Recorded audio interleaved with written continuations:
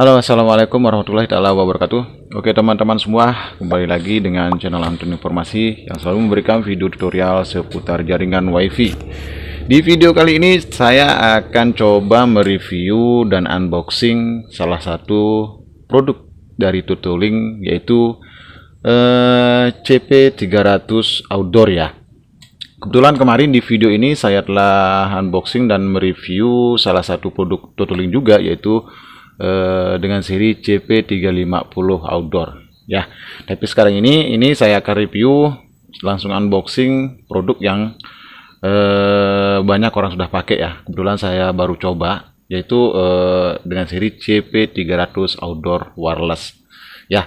Kebetulan di sini di boxnya ini terdapat ada keterangan 3 tahun garansi ya teman-teman. Ini adalah produk resmi dari Tutulink Indonesia. Kemudian kita lihat di sini apa saja fiturnya ya teman-teman. Di sini CP300 ini memiliki kecepatan tautan yaitu 300 Mbps dengan frekuensi 2,4 GHz dan memiliki standar internet yaitu 802,11 NGB ya. Kalau biasanya ini terbalik ya, BGN, tapi ini dibalik ya, NGB, tapi sama aja ya teman-teman.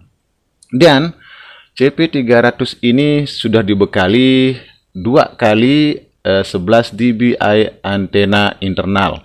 11 dBi istilahnya bisa dibilang untuk melepaskan sinyal wireless atau sinyal WiFi bisa sampai jarak jauh, dan CP300 ini juga bisa digunakan sebagai bridge. Dan sudah pasti bodi dari CP300 ini sudah didesain untuk di luar ruangan atau outdoor ya teman-teman.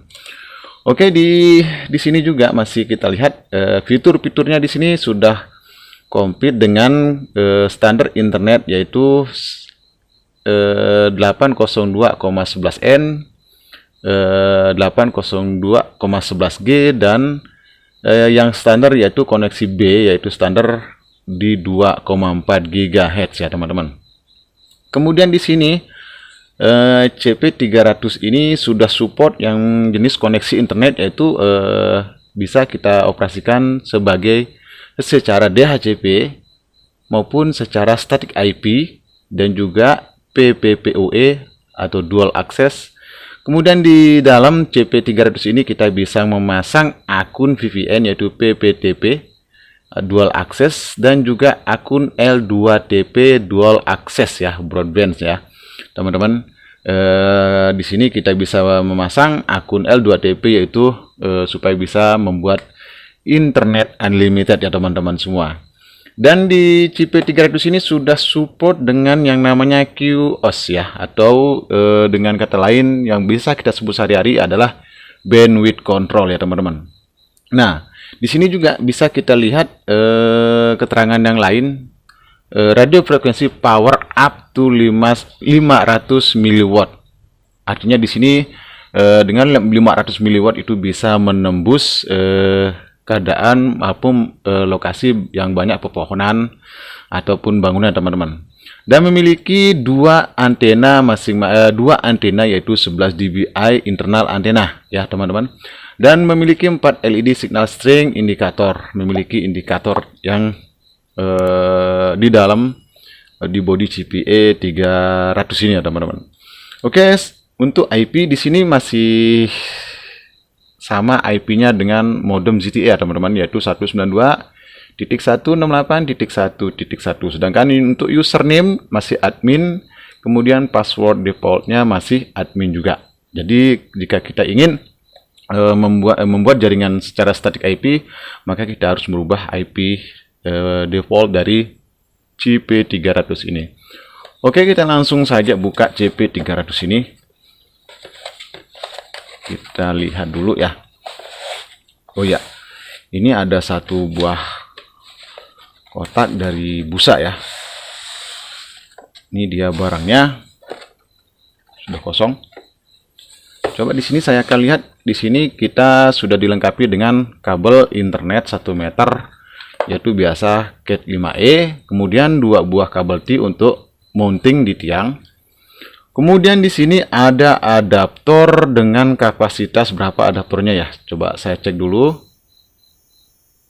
Oke.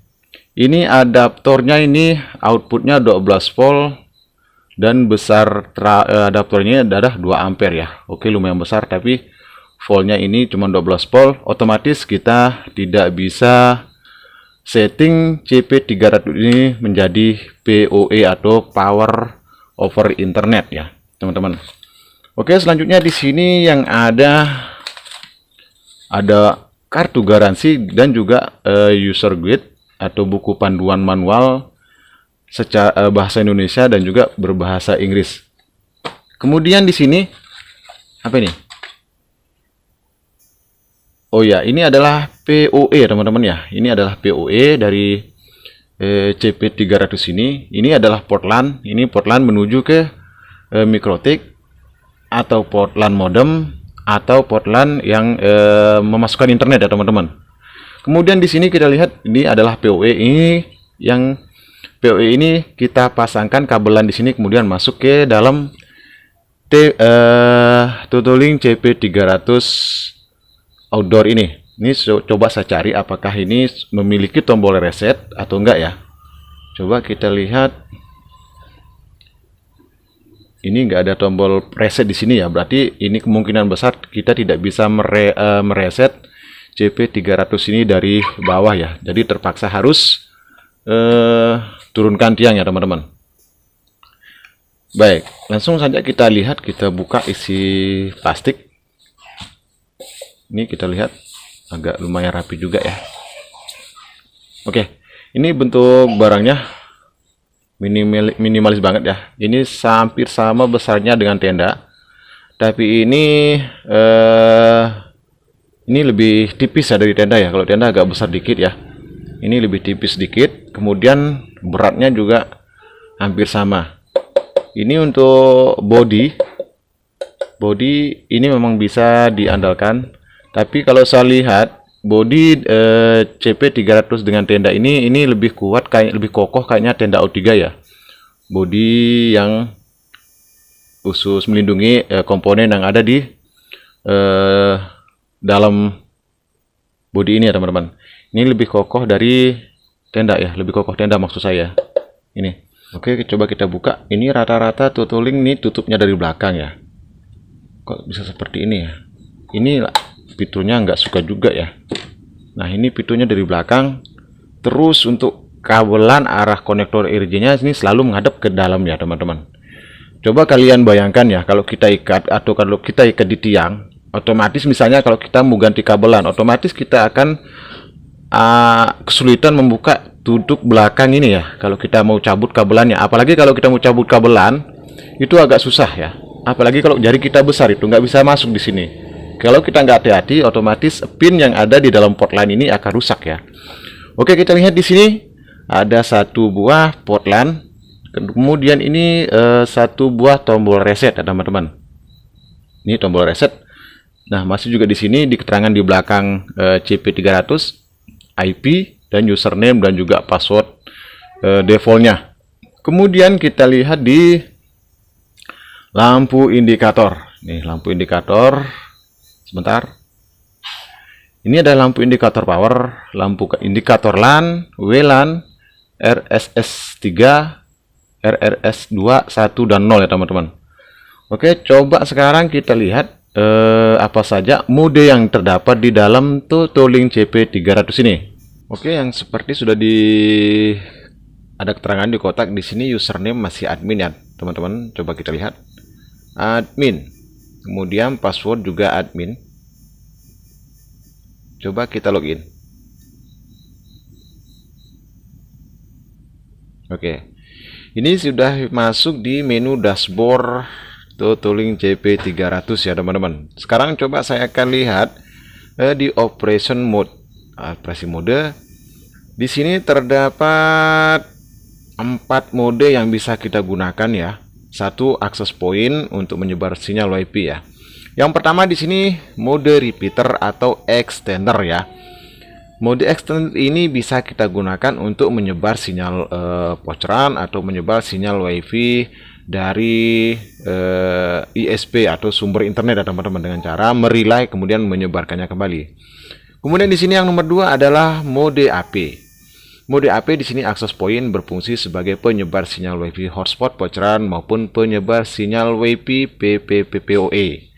Kemudian yang satunya lagi di sini adalah mode WSP atau Wireless Internet System Provider yang akan menangkap sinyal WiFi kemudian akan menyebarkannya kembali dengan nama atau SSID dan juga password yang berbeda. Kemudian di sini ada mode klien. Nah, mode klien ini berfungsi sebagai hanya penerima sinyal WiFi dan nanti sinyal WiFi tersebut atau internet yang sudah ditangkap oleh CP300 ini akan ditransfer melalui kabelan ke router indoor untuk disebarkan kembali. Nah, kemudian kalau kita lihat di sini di menu network, coba saya lihat di LAN setting.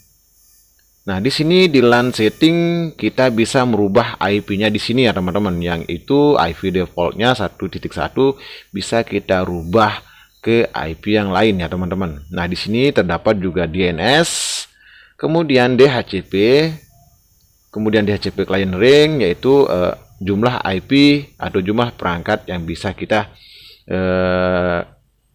sambungkan ke CP300 ini.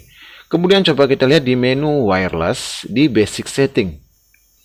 Di basic setting ini coba kita lihat di sini ada tampilan SSID-nya, kemudian di sini juga kita bisa menyembunyikan nama WiFi-nya yang keluar dari CP300 ini. Kemudian di sini ada encryption atau password ya teman-teman. Kebetulan ini kan belum disetting, jadi encryption-nya ini masih di disable. Nah, di sini ada limit klien access point 3 sampai 64 klien. Tapi di sini keterangannya CP300 ini mampu menampung user sebanyak 32 user ya. Kebetulan ini 32 user ini setara dengan modem IndiHome yaitu ZTE F609 atau Huawei ya teman-teman. Nah, di sini yang uniknya dari CP300 ini, di sini sudah bisa kita membagi bandwidth secara universal ya teman-teman. Di sini tinggal kita masukkan dan satuannya adalah Mbps atau megabit per second. Di sini ada limit download dan juga upload. Kemudian di bagian advanced setting di sini coba kita lihat. Nah, di sini di bagian advanced setting ini, di sini kita bisa setting untuk region atau negara. Kebetulan ini adalah Totolink resmi di Indonesia, otomatis ini adalah regionnya adalah Indonesia. Kemudian di sini ada band. Nah, di sini kita bisa bandnya. Coba saya lihat. Ini adalah band dari bandwidth ya dari CP300 ini. Kita mau koneksikan 2,4 GHz atau BGN atau yang seterusnya ya. Kemudian di sini ada channel width. Nah, channel width ini biasanya kan ada 20 MHz dan 40 MHz. Jadi di sini kita bisa otak-atik. Kemudian di sini channel. Nah, channel number ini terserah. Di sini kita bisa membuat channel. Di sini cuman yang ada 5, 6, 7, 8, 9, 10, 11, 12 sampai 13 channel ya yang bisa kita setting di sini.